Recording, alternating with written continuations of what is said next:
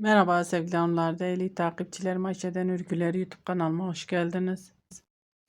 Şöyle gördüğünüz gibi Alizan Gorakol simliyle krem rengi bir iple karşınızdayım hanımlar. Tığım 4 numara 1.60 milim tığ kullanıyorum. Ben bugün model anlatımı yapmayacağım. Daha önce modelini anlattım. Bir modelimin pratik bir şekilde kol ve yaka kesimini nasıl yapabilirsiniz? Yelek yapmak isteyen arkadaşlarımız için onu anlatacağım. Şöyle. Bu şahane modelimin kol ve yaka kesimini anlatacağım hanımlar. Kol altı kesimi ve yaka kesimini anlatacağım. Şöyle, siz bu modelin kurulum videosunu izlememişseniz linkini açıklama kısmına bırakacağım. Oradan tıklayarak izleyebilirsiniz hanımlar. 3 tane zincirimi çektim ve dönüyorum. Şimdi burada kol altı oyuntusunu yapacağız hanımlar. Şöyle trabzanlarımın tepesine tek tek batıyorum. Trabzan örüyorum.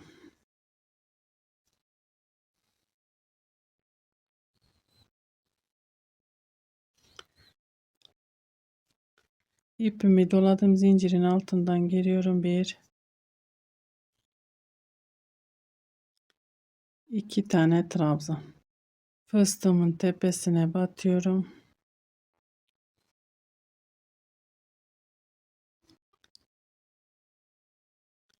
Bir tane trabzan. Zincirin içine giriyorum. 1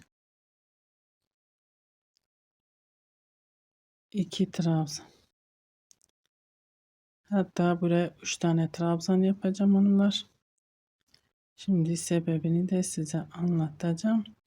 Burası 4 tanedir. Şu kenar 5 tane olduğu için burasını kol altı oyuntusunu yapacağız hanımlar, bir modelimizi.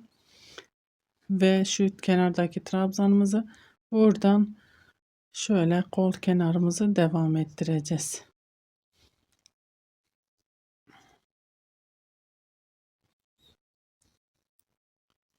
Şimdi bu şekilde trabzan ördüm. Buradan dönüşümüzü sağlayacağız bir dahaki sırada.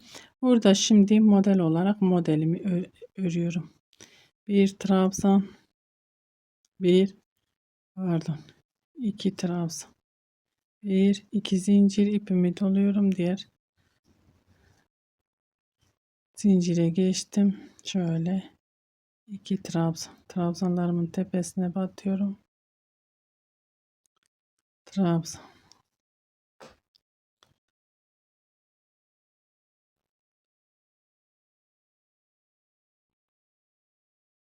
zincirin altından girdim. 1 2 trabzan, toplam 8 tane trabzanımız oluyor hanımlar. 1 2 zincir, diğer zincire geçtim ve bu şekilde şimdi örmeye devam ediyorum. Burası dediğim gibi şuraya kadar kol altı oyuntumuz olacak hanımlar. Ben şimdi örmeye devam edeyim. Yakaya gelince beraber kesime de başlayacağız.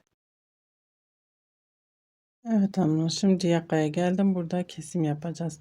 Burada normalde 2 zincir çekip şurada 2 tane trabzan yapmamızdı. Ben 2 zincir değil, bir zincir çektim. İpimi doluyorum.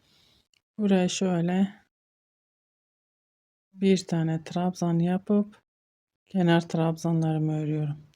Kesime geçtim hanımlar.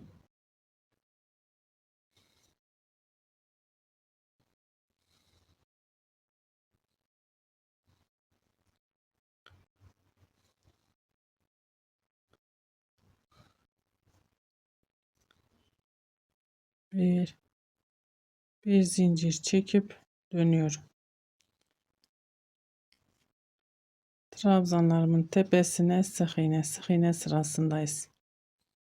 3 sırada bir 3 sıra örüyoruz. 4. sıra sık iğne sırası oluyor hanımlar. Şöyle 1 2 evet 3 4. de sık iğne sırası oluyor. Bir tane şöyle bir iki tane sık iğne yapıyorum. 4 tane değil, 2 tane. 1 2 3 4, hatta hiç sık iğne yapmadan şöyle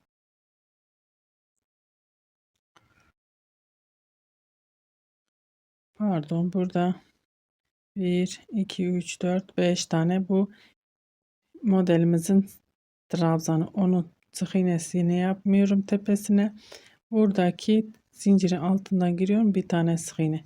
1 2 3 4 5 zincir ipimi doluyorum. 1 2 3 dördüncüye batıyorum ve modelimi uyguluyorum. 1 2 3 4 5, şöyle kapatıyorum. 2 3 4 5 zincir ve zincirin altından giriyorum. 1 2 3 4 tane sık iğne. 1 2 3 4 5 zincir ipimi doluyorum. 1 2 3 dördüncüye batıyorum. 1 2 3 4 5, şöyle kapattım. 1 2 3 4 5 zincir, zincirin altından giriyorum. Sık iğne 1 2 3 4, 1 2 3 4 5 zincir, şöyle dördüncü trabzanımın tepesine batıyorum. Fıstık, beşli fıstık örüyoruz. 5 1 2 3 4 5 zincir, burada zincirin altından giriyorum. 1 2 3 4, 1 pardon, şöyle, evet, 2 3 4 5 zincir, 1 2 3 dördüncü,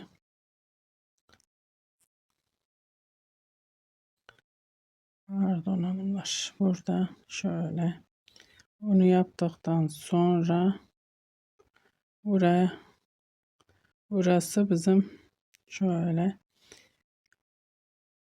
veyahut da orası değil,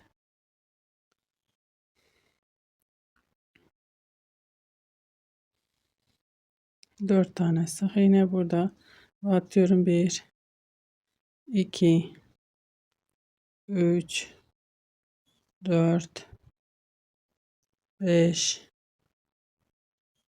6 7 tane sık iğne ördüm. 1 2 3 zincir çekip dönüyoruz. Burası bizim kol altı oyuntumuz olmuş oldu hanımlar. Ve şimdi şöyle burada artık dönüşümüzü sağlıyoruz. Kol altında herhangi bir işlemimiz kalmıyor hanımlar. Şöyle 5 tane, gördüğünüz gibi 5 tane trabzan, 1 2 zincir ipimi doluyorum. Pardon, burada zincir bir tane çekiyorum, ipimi doladım. Şöyle bakın, şuraya batıyorum. 1 2 3 4 5, minik bir fıstık yapıyoruz. Beşli fıstık ipimi doluyorum. Buradaki sık iğnenin, zincirin içindeki sık iğnenin içine batıyorum. 1, burada yarım modelimiz var hanımlar. 2 3 4, bir zincir çekip ipimi uzatıyorum. Trabzanların iki kanadına battım. 1 2 3 4 5, hepsini bir kapattım. Fıstığımın tepesine batıyorum. Sık iğne ile sabitliyorum. Bir zincir ipimi uzattım. Sık iğnemin iki kanadına batıyorum.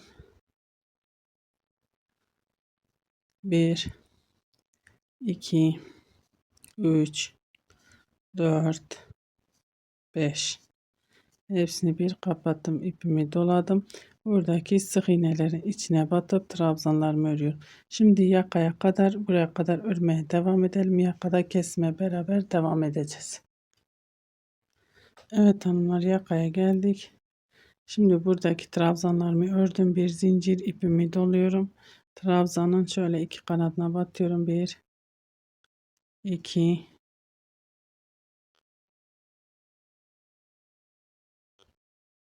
şöyle, çok küçük geldi gözüme.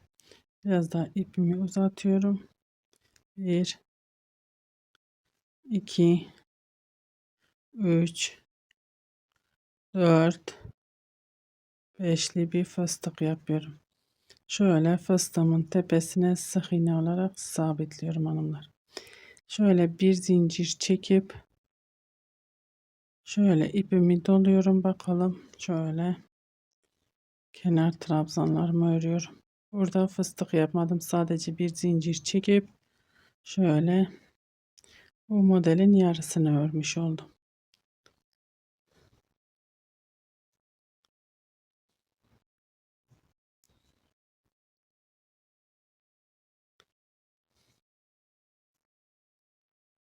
Bir, iki, üç zincir ve dönüyorum. Dibindekine değil bir sonrakine batıyorum. Şöyle trabzanlarımızı örüyoruz.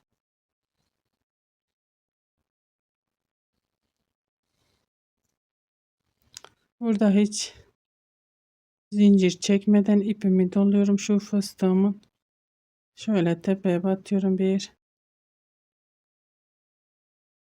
2, 3. Beşli değil üçlü yapıyorum hanımlar. Kesim yapıyoruz ya. Beşli olunca daha böyle büyük olacağı için pek de kesim olmamış olur. 2 zincir ipimi doluyorum. Buradaki trabzanların tepesine batıyorum. Trabzanlarımı örüyorum.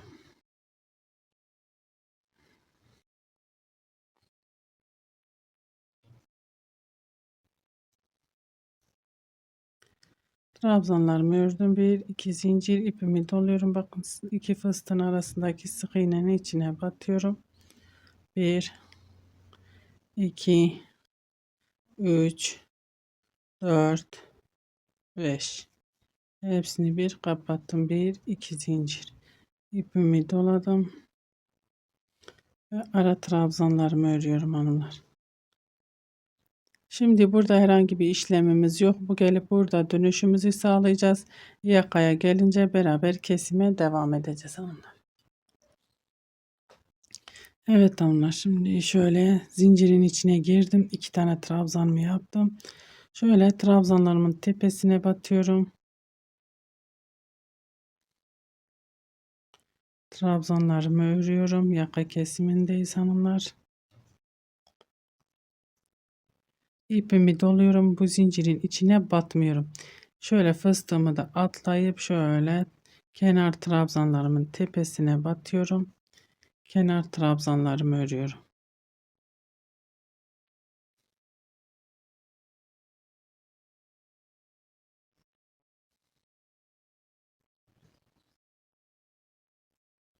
Bir zincir çekip dönüyoruz.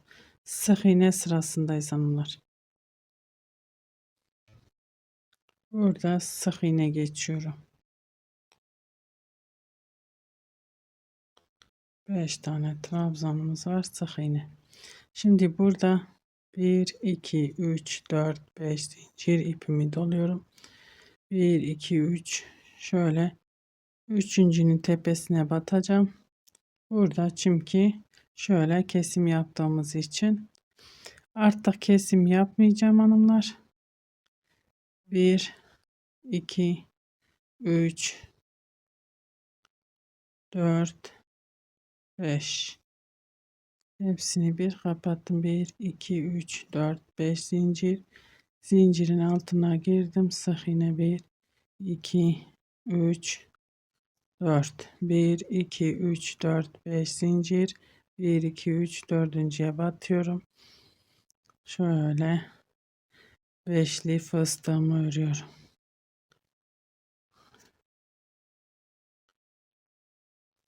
Beş zincir.